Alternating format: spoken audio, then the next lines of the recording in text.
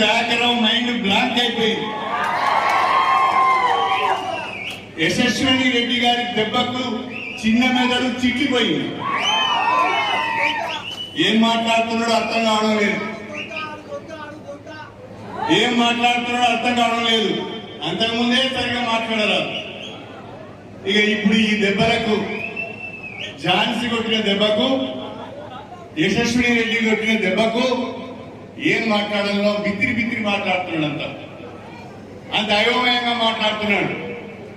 అందుకనే పాలకుర్తి ప్రజలకు, కాంగ్రెస్ పార్టీ కార్యకర్తలకు మీరు ఇచ్చిన తీర్పుకు, మీ అందరి కష్టానికి శిరస్సు వంచి నమస్కారం చేస్తున్నారని చెప్పి మేమైతే ఊహించలే.